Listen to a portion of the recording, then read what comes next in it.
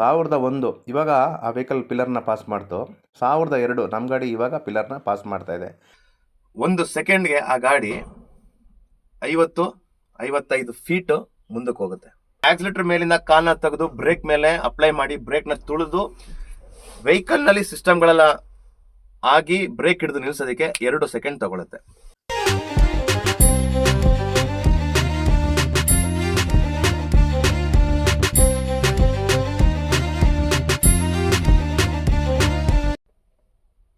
Sir, ನಾವು ಹಿಂದೆ ಒಂದು ವಿಡಿಯೋನಲ್ಲಿ ವೆಹಿಕಲ್ ಮುಂದೆ ಹೋಗ್ತಾ ಇರೋಂಥ ವೆಹಿಕಲ್ಗೂ ಹಿಂದೆ ಇರೋಂಥ ವೆಹಿಕಲ್ಗೂ ಡಿಸ್ಟೆನ್ಸ್ ಬಗ್ಗೆ ಮಾತಾಡಿದ್ವಿ.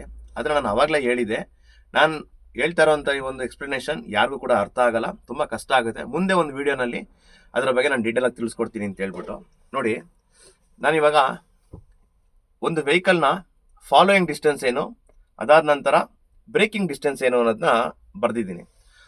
ಒಂದು ವೆಹಿಕಲ್ ನಾವು ರಸ್ತೆನಲ್ಲಿ ಡ್ರೈವ್ ಮಾಡುವಾಗ ಯಾವತ್ತೂ ಗೇರಲ್ಲಿ ಎಂಗೇಜ್ ಆಗಿರಬೇಕು ಗಾಡಿ, ಆಯ್ತಾ. ನ್ಯೂಟ್ರಲ್ನಲ್ಲಿ ಈಗ ಕೆಲವರು ಏನು ಮಾಡ್ತಾರೆ, ಅಷ್ಟು ದೂರದಲ್ಲಿ ಹಂಸ್ಕೊಂಡಾಗ ಏನು ಮಾಡ್ತಾರೆ ಅಂದರೆ ಹಂಸ್ತಾನೆ ಅಂತ ಹೇಳ್ಬಿಟ್ಟು ನ್ಯೂಟ್ರಲ್ ಮಾಡ್ಬಿಡ್ತಾರೆ ಗಾಡಿನ. ಇಲ್ಲ ಏನೋ ಒಂದು ಗಾಡಿ ನಿಲ್ಲಿಸುವಂಥ ಟೈಮ್ ಬಂದಾಗ ಏನು ಮಾಡ್ತಾರೆ ಅಂದರೆ ನ್ಯೂಟ್ರಲ್ ಮಾಡಿಬಿಡ್ತಾರೆ.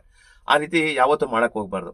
ಏನಕ್ಕೆ ಆ ರೀತಿ ಮಾಡೋಕ್ಕೆ ಹೋಗ್ಬಾರ್ದು ಅಂತಂದರೆ, ಒಂದು ವೆಹಿಕಲ್ 60 ಕಿಲೋಮೀಟರ್ ಸ್ಪೀಡಲ್ಲಿ ಹೋಗ್ತಾ ಇದೆ ಅಂತಂದರೆ 1 ಅವರ್ಗೆ ಆ ವೆಹಿಕಲ್ ಬಂದು 60 ಕಿಲೋಮೀಟರ್ನ ರೀಚ್ ಮಾಡ್ತದೆ.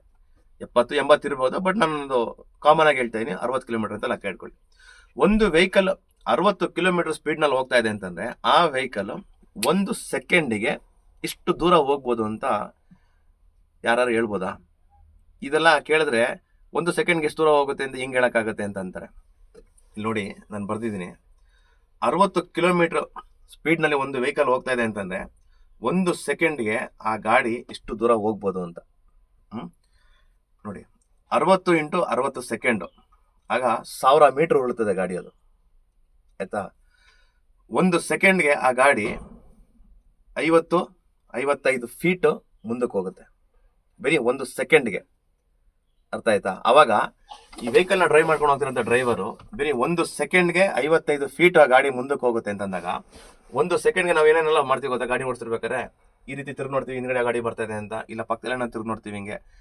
ಅಷ್ಟು ಟೈಮ್ನಲ್ಲಿ ಈ ಗಾಡಿ ಎಷ್ಟು ಸ್ಪೀಡಾಗಿ ಉರುಳುತ್ತಾ ಇರ್ಬೋದು. ಅವಾಗ ಮುಂದೆ ಏನೇನೆಲ್ಲ ಆಗ್ತಾ ಇರ್ಬೋದು. ಒಂದು ಗಾಡಿ ಸಡನ್ನಾಗಿ ಬ್ರೇಕ್ ಆಗ್ಬೋದು, ಇಲ್ಲ ಯಾರೋ ಅಡ್ಡ ಬರ್ಬೋದು, ಇಲ್ಲ ಯಾವುದೋ ಹಸು ಅಡ್ಡ ಬರ್ಬೋದು, ಏನು ಬೇಕಾದ್ರೂ ಆಗ್ತಾ ಇರ್ಬೋದು. ಸೊ ವೆಹಿಕಲ್ನ ಡ್ರೈವ್ ಮಾಡುವಾಗ ಒಂದೊಂದು ಸೆಕೆಂಡ್ ಕೂಡ ಡ್ರೈವರ್ಗೆ ತುಂಬ ಇಂಪಾರ್ಟೆಂಟ್.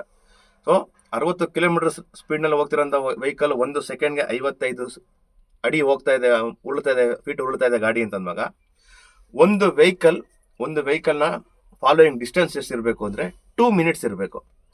2 ಮಿನಿಟ್ಸ್ ಯಾಕೆ ಅಂತಂದರೆ, ಒಂದು ಡ್ರೈವರ್ ವೆಹಿಕಲ್ನ ಡ್ರೈವ್ ಮಾಡ್ಕೊಂಡು ಹೋಗ್ತಾ ಮುಂದೆ ಇರೋವಂಥ ಯಾವುದೋ ಒಂದು ವೆಹಿಕಲ್ನ ಬ್ರೇಕಿಂಗ್ ಲೈಟ್ನ ನೋಡಿದಾಗ ಆಕ್ಸಿಲೇಟರ್ ಮೇಲಿಂದ ಕಾಲ್ನ ತೆಗೆದು ಬ್ರೇಕ್ ಮೇಲೆ ಅಪ್ಲೈ ಮಾಡಿ ಬ್ರೇಕ್ನ ತುಳಿದು ವೆಹಿಕಲ್ನಲ್ಲಿ ಸಿಸ್ಟಮ್ಗಳೆಲ್ಲ ಆಗಿ ಬ್ರೇಕ್ ಹಿಡಿದು ನಿಲ್ಲಿಸೋದಕ್ಕೆ 2 ಸೆಕೆಂಡ್ ತಗೊಳುತ್ತೆ. ಅರ್ಥ ಆಯ್ತಾ? ಸೊ ಇದೇನೆ ಬ್ರೇಕಿಂಗ್ನ ಡಿಸ್ಟೆನ್ಸ್ ಮತ್ತು ಬ್ರೇಕಿಂಗ್ನ ಫಾಲೋಯಿಂಗ್ನ ಡಿಸ್ಟೆನ್ಸ್ ಅಂತ ಹೇಳೋದು. ಸೊ 2 ಸೆಕೆಂಡ್ ಡಿಸ್ಟೆನ್ಸ್ ನಾವು ಹೆಂಗೆ ಹಿಡ್ಕೊಂಡು ಹೋಗೋದು? ನಮ್ಗೆ ಹೆಂಗೆ ಗೊತ್ತಾಗುತ್ತೆ ನಾವು 2 ಸೆಕೆಂಡ್ ಡಿಸ್ಟೆನ್ಸ್ನ ಮೇಂಟೈನ್ ಮಾಡ್ತಾ ಇದ್ದೀವಿ ಅಂತ?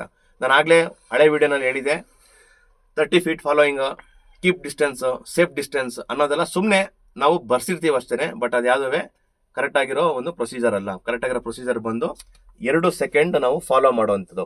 2 ಸೆಕೆಂಡ್ನ ಫಾಲೋ ಮಾಡೋದು ಹೆಂಗೆ? ನಾನು ಆಲ್ರೆಡಿ ಒಂದ್ಸಲ ಹೇಳಿದೆ. ಒಂದು ವೆಹಿಕಲ್ ಮುಂದೆ ಹೋದಾಗ ಯಾವ್ದಾರ ಒಂದು ಆಬ್ಜೆಕ್ಟ್, ಒಂದು ಮರ ಇರ್ಬೋದು, ಇಲ್ಲ ಒಂದು ಕಂಬ ಇರ್ಬೋದು, ಒಂದು ಗಿಡ ಇರ್ಬೋದು, ಏನೋ ಒಂದು ಇರ್ಬೋದು, ಅದು ಕಳೆದ ನಂತರ ನಮ್ಮ ವೆಹಿಕಲ್ ಆ ಜಾಗಕ್ಕೆ ಪಾಸ್ ಆಗಬೇಕು ಅಂತೇಳಿ ಅದು ನಾನು ಯಾವ ಥರ ಅಂತೇಳಿ ಹೇಳ್ಕೊಡ್ತೀನಿ ನಿಮಗೆ. ಇಲ್ಲಿ ನೋಡಿ, ಒಂದು ಲಾರಿ ಚಿತ್ರ ನಾನು ಬರ್ದಿದ್ದೀನಿ. ಈ ಲಾರಿ ಚಿತ್ರದ ಒಂದು ರೆಡ್ ಮಾರ್ಕ್ ಮಾಡಿಬಿಟ್ಟು ಒಂದು ಕಂಬ ಥರ ಬರ್ದಿದ್ದೀನಿ. ಈ ಲಾರಿ ಬಂದು ಈ ಕಂಬನ ಪಾಸ್ ಆದಾಗ, ಈ ಲಾರಿ ಬಂದು ಒಂದು ಕಂಬನ ಈ ರೀತಿ ಪಾಸ್ ಆದಾಗ 1001 ಅಂತ ಲೆಕ್ಕ ಇಟ್ಕೋಬೇಕು. ಆ ಪಾಸ್ ಆದ ನಂತರ ನಮ್ಮ ವೆಹಿಕಲ್ ಶೇಪ್ ಅಲ್ಲಿಗೆ ಬರಬೇಕು, ಅವಾಗ 1002 ಅಂತ ಲೆಕ್ಕ ಇಟ್ಕೋಬೇಕು.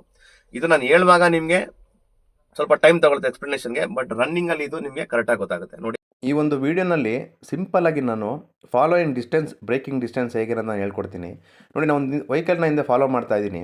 ಇದು ಅತಿ ದೂರ ಇರೋವಂಥ ಡಿಸ್ಟೆನ್ಸ್. ಅಂದರೆ ನಾವು ಒಂದು ಮೀಟರ್ ಲೆಕ್ಕದಲ್ಲಿ ಲೆಕ್ಕ ತೊಗೊಂಡ್ರೆ ಈ ರೀತಿ ಅಂದಾಜಲ್ಲಿ ಗಾಡಿ ಓಡಿಸ್ತಾ ಇರ್ತೀವಿ ನಾವು.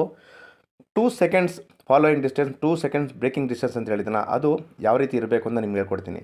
ಒಂದು ವೆಹಿಕಲ್ ನಮ್ಮ ಮುಂದೆ 60 ಕಿಲೋಮೀಟರ್ ಸ್ಪೀಡಲ್ಲಿ ಹೋಗ್ತಾ ಇದೆ, ಅದರ ಹಿಂದ್ಗಡೆ ನಾವು ಕೂಡ 60 ಕಿಲೋಮೀಟರ್ ಸ್ಪೀಡ್ನಲ್ಲಿ ಹೋಗ್ತಾ ಇದ್ದೀವಿ ಅಂದರೆ ನಮ್ಮ ಡಿಸ್ಟೆನ್ಸ್ ಬಂದು ಎಷ್ಟಿರಬೇಕು ಅಂದರೆ 2 ಸೆಕೆಂಡ್ಸ್ ಇರಬೇಕು ಅಂತ. ಇದು ನಾವು ಯಾವ ರೀತಿ ಅರ್ಥ ಮಾಡ್ಕೋಬೇಕು ನೋಡಿ. ಆ ವೆಹಿಕಲ್ ಅಲ್ಲಿ ಪಾಸ್ ಆಯಿತು, ಅದರಿಂದ ನಾವು ಕೂಡ ಪಾಸ್ ಆದ್ವಿ. ನಿಮ್ಗೆ ಮತ್ತೆ ಒಂದು ಸಲ ತೋರಿಸ್ತೀನಿ ನಾನು ಅದನ್ನ. 60 ಕಿಲೋಮೀಟರ್ ಸ್ಪೀಡ್ ಇರೋಂಥ ವೆಹಿಕಲ್ನ ಹಿಂದೆ ನಾನು ಫಾಲೋ ಮಾಡ್ತಿರೋದು ಕೂಡ 60 ಕಿಲೋಮೀಟರ್ ಸ್ಪೀಡ್ನಲ್ಲೇ. ಇವಾಗ ವೆಹಿಕಲ್ನ ಹಿಂದೆ ನಾವು ಕರೆಕ್ಟಾಗಿ 2 ಸೆಕೆಂಡ್ಸ್ ಯಾವ ರೀತಿ ಇಟ್ಕೊಂಡಿದ್ದೀವಿ ಅಂತ ನೋಡ್ಕೋಬೇಕು ಅಂದರೆ ನೋಡಿ, ಸ್ಲೋ ಮೋಷನಲ್ಲಿ ತೋರಿಸ್ತೀನಿ. 1001 ಇವಾಗ ಆ ವೆಹಿಕಲ್ ಪಿಲ್ಲರ್ನ ಪಾಸ್ ಮಾಡ್ತು. 1002 ನಮ್ಮ ಗಾಡಿ ಇವಾಗ ಪಿಲ್ಲರ್ನ ಪಾಸ್ ಮಾಡ್ತಾ ಇದೆ. ಇದು ಫಾಸ್ಟ್, ಬಟ್ ನಾನು ನಿಮಗೆ ಸ್ಲೋ ಮೋಷನಲ್ಲಿ ತೋರಿಸ್ತಾ ಇದ್ದೀನಿ. ಒಂದು ವೆಹಿಕಲ್ ಬಂದು ಒಂದು ಕಂಬನ ಪಾಸ್ ಆಗಿ ಅದರ ಹಿಂಬದಿ ಹೋಗುವಾಗ 1001, ಅದು ಹೋದ ನಂತರ ನಮ್ಮ ವೆಹಿಕಲ್ ಅಲ್ಲಿ ಈಗ ಬರುವಾಗ 1002. ಇದು 2 ಸೆಕೆಂಡ್ನ ಡಿಸ್ಟೆನ್ಸ್. ಅರ್ಥ ಆಯ್ತಾ? ಇದೇ ಸ್ವಲ್ಪ ಮಳೆ ಇದ್ದು ರಸ್ತೆ ಏನಾದ್ರು ಸ್ವಲ್ಪ ಒದ್ದೆ ಆಗಿದ್ದು ಬ್ರೇಕಿಂಗ್ನ ಎಫಿಷಿಯನ್ಸಿ ಸ್ವಲ್ಪ ಕಮ್ಮಿ ಇರ್ತದೆ, ಅವಾಗ 3 ಸೆಕೆಂಡ್ಸ್ ಡಿಸ್ಟೆನ್ಸ್ ಅಂತ. ಒಂದು ವೆಹಿಕಲ್ ಪಾಸ್ ಆದಾಗ 1001, ಅದಾದ ನಂತರ 1002, ನಮ್ಮ ವೆಹಿಕಲ್ ಬರ್ಬೇಕಾದ್ರೆ 1003 ಅನ್ನೋ ಲೆಕ್ಕಾಚಾರ ಇರಬೇಕು. ಇದು ಕರೆಕ್ಟ್ ಆದಂತ ಒಂದು ಬ್ರೇಕಿಂಗ್ ಡಿಸ್ಟೆನ್ಸ್ ಮತ್ತು ನಾವು ಫಾಲೋಯಿಂಗ್ ಡಿಸ್ಟೆನ್ಸ್ನ ಕೀಪ್ ಮಾಡಬೇಕಾಗಿರೋಂಥದ್ದು. ಅರ್ಥ ಆಗ್ತಾ ಇದೆಯಾ? ಸೊ ಇದನ್ನ ನಾನು ವಿಡಿಯೋನಲ್ಲೂ ಕೂಡ ನಿಮಗೆ ತೋರಿಸ್ತೀನಿ. ಒಂದು ವೆಹಿಕಲ್ನ ಯಾವ ರೀತಿ ಒಂದು ವೆಹಿಕಲ್ನ ಹಿಂದೆ ಹೋಗಬೇಕು, ಯಾವ್ದಾದ್ರು ಒಂದು ಆಬ್ಜೆಕ್ಟ್ ಅಡ್ಡ ಬಂದಾಗ ಮೀನ್ಸ್ ಪಕ್ಕದಲ್ಲಿದ್ದಾಗ ಆ ವೆಹಿಕಲ್ ಪಾಸ್ ಆದ ನಂತರ ನಮ್ಮ ವೆಹಿಕಲ್ ಅಲ್ಲಿಗೆ ಯಾವ ರೀತಿ ಪಾಸ್ ಆಗುತ್ತೆ ಅಂತ ಹೇಳ್ಬಿಟ್ಟು. ಸೊ ಒಂದ್ಸಲ ಈ ಒಂದು ಕರೆಕ್ಟ್ ಆಗಿರುವಂತ ಡಯಾಗ್ರಾಮ್ನ ನೋಡ್ಕೊಳ್ಳಿ. ಇದರಲ್ಲಿ ನಾನು ಆಲ್ರೆಡಿ ಬರ್ದಿದ್ದೀನಿ. ಒಂದು ಲಾರಿ ಮುಂದೆ ಹೋಗ್ತಾ ಇರೋದಕ್ಕೂ ಆ ಕಂಬ ಪಾಸ್ ಆದ ನಂತರ ಹಿಂದ್ಗಡೆ ಬರ್ತಾರ ವೆಹಿಕಲ್ಗೂ 2 ಸೆಕೆಂಡ್ಸ್ ಡಿಸ್ಟೆನ್ಸ್ ಯಾವ ತರ ಇರಬೇಕು ಅಂತ ಹೇಳಿ. ಸೊ ಆ ವಿಡಿಯೋನಲ್ಲಿ ನಿಮ್ಗೆ ಅಷ್ಟು ಕ್ಲಾರಿಫಿಕೇಶನ್ ಸಿಕ್ಕಿಲ್ಲ ಅಂತಂದ್ರೆ ಈ ವಿಡಿಯೋನಲ್ಲಿ ನೀವು ಕರೆಕ್ಟಾಗಿ ಅರ್ಥ ಮಾಡ್ಕೊಳ್ಳಿ ಒಂದು ವೆಹಿಕಲ್ನ ಡಿಸ್ಟೆನ್ಸ್ ಮತ್ತೆ ಬ್ರೇಕಿಂಗ್ ಡಿಸ್ಟೆನ್ಸ್ ಯಾವ ರೀತಿ ಇರಬೇಕು ಅಂತ. ಓಕೆ.